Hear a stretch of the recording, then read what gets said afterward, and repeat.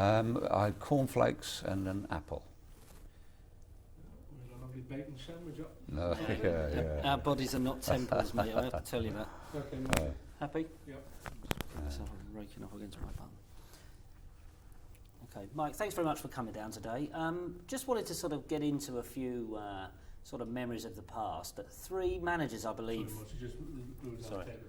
Three managers, I believe, Mike, you played under here. Could you give us a little line about different characters and different strengths and weaknesses of those gentlemen? Yes, when I first came as a 16-year-old, Jimmy Trotter was in charge then. A very nice man, gentleman, and at 17 he actually signed me professional.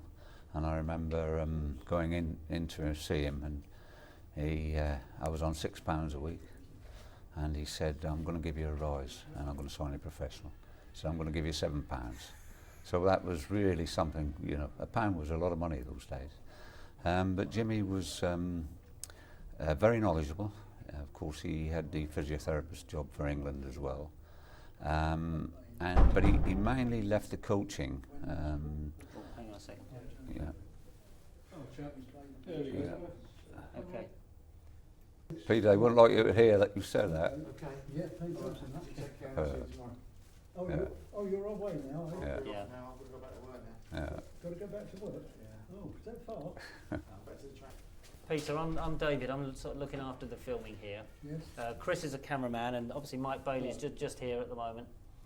Right. So we're just going to be we're just going to be 5 minutes with Mike, and then we'll do a little interview with you. Is that okay? That's all right, yeah. Lovely. Right, I'm all right. Okay.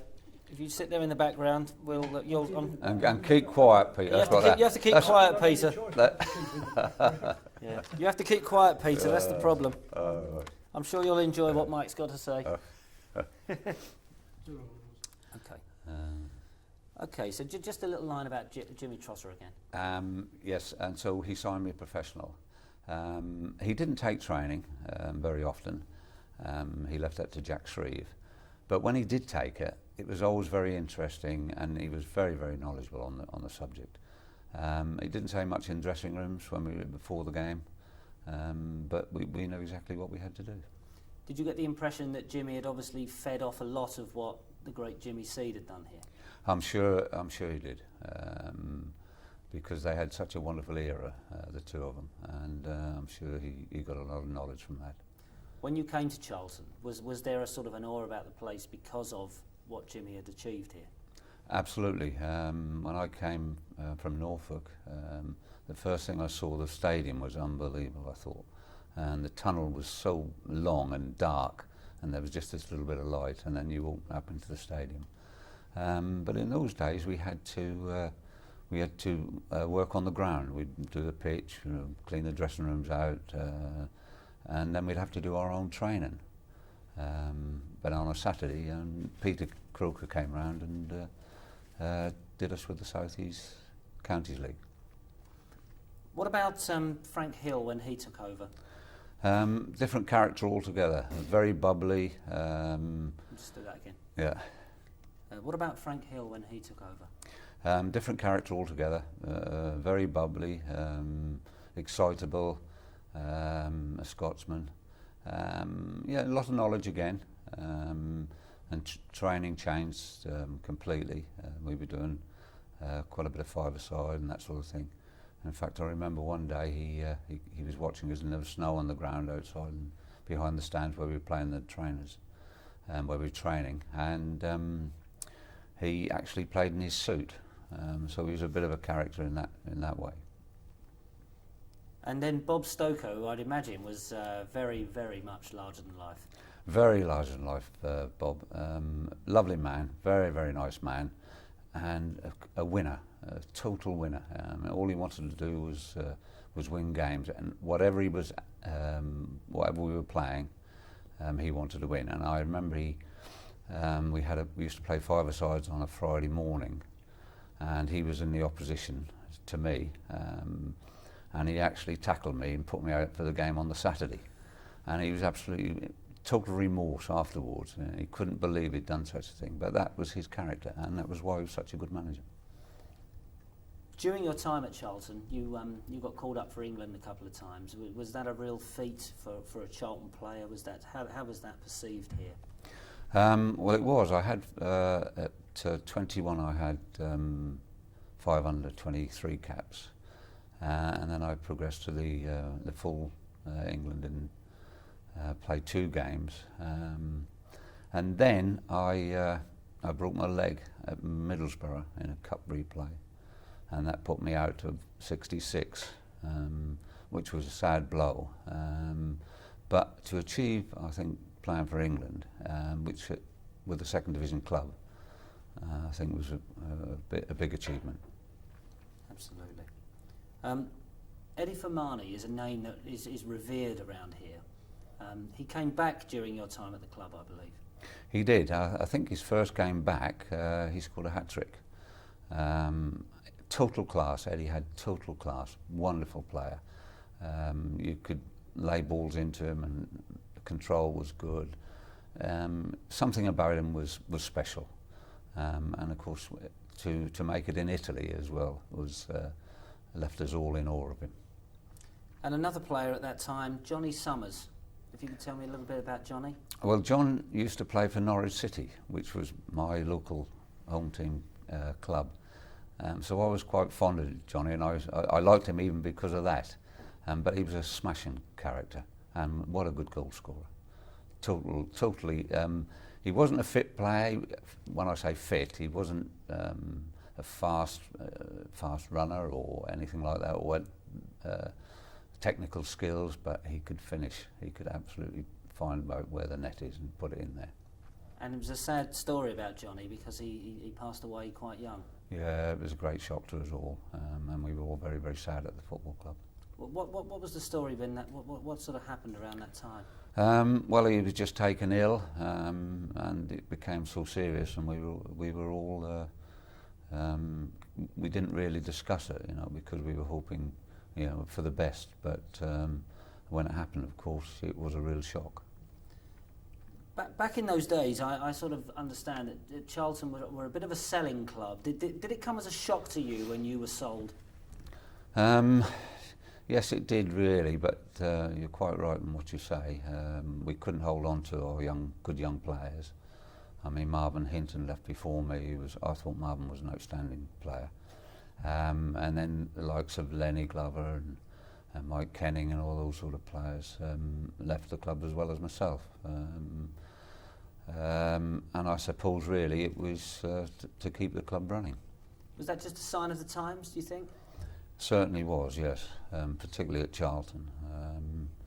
We never seemed to be able to keep them. Had we kept them, I think we would have got into the first division without any problem at all.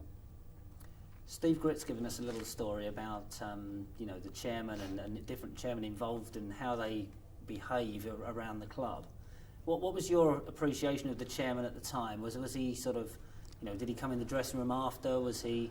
No, I didn't really take much notice of that, to be honest. They were very much in the boardroom, and never came into the dressing room as far as I was aware when I was a player. If I can take it forwards now, Yep. You came to the club at the sort of back end of the 70s. Andy Nelson was here. Yep. And there was just sort of, you came and there was a bit of confusion from some quarters as to who was in charge, who was doing the coaching. Can you sort of enlighten us a little bit? Yeah, what happened, I was managing Hereford at the time, and there was a position at Charlton, and I understood that Andy Nelson was going to be upstairs, and I would become the manager of the football club.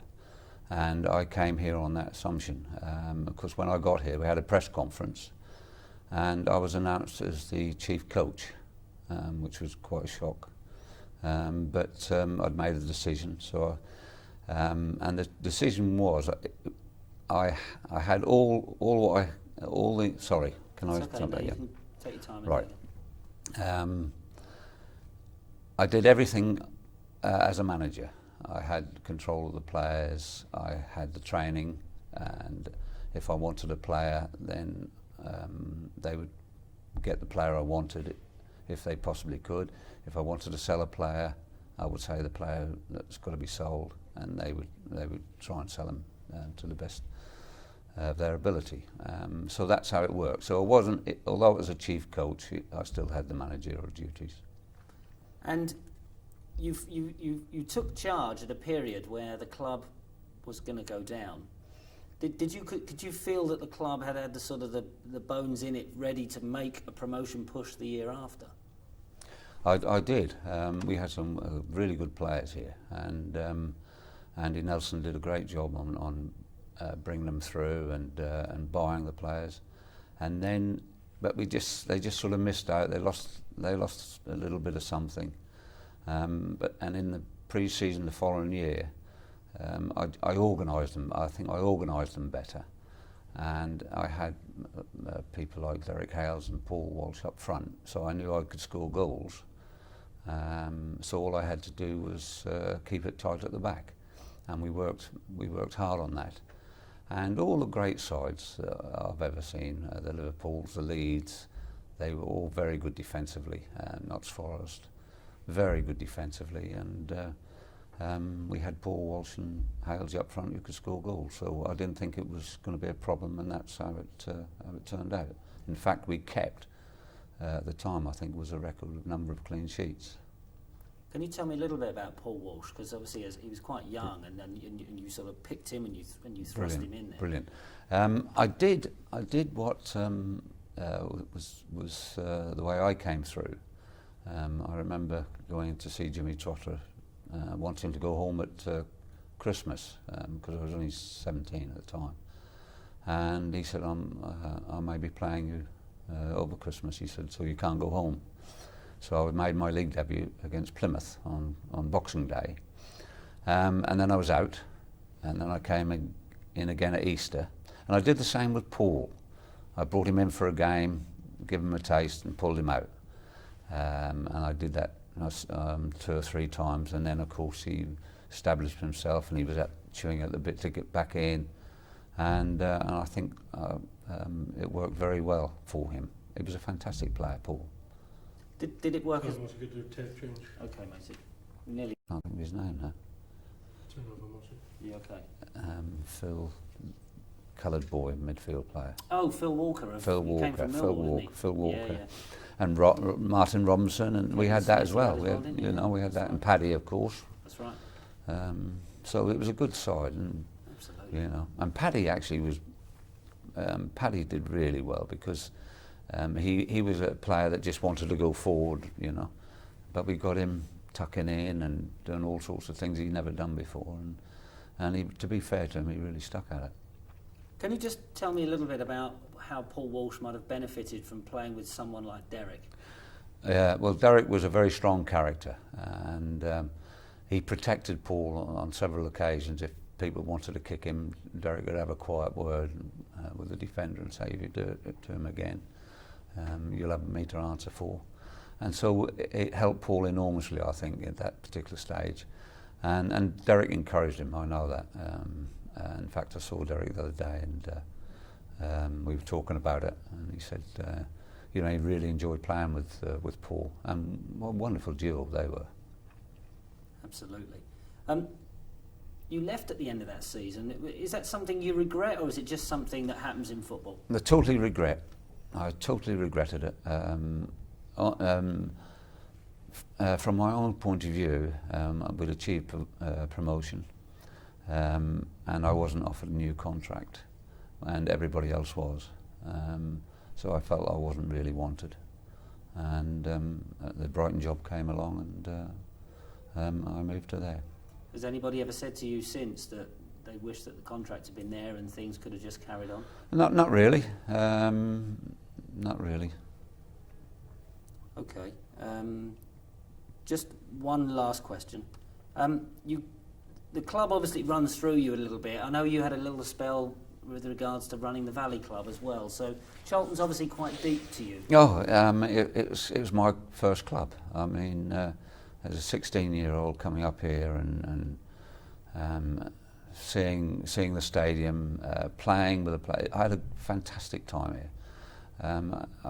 I was sad to leave, But I had a great time at Wolves. I was delighted to come back. I really was delighted to come back, and I wish I could have stayed longer. Fantastic. Absolutely fantastic.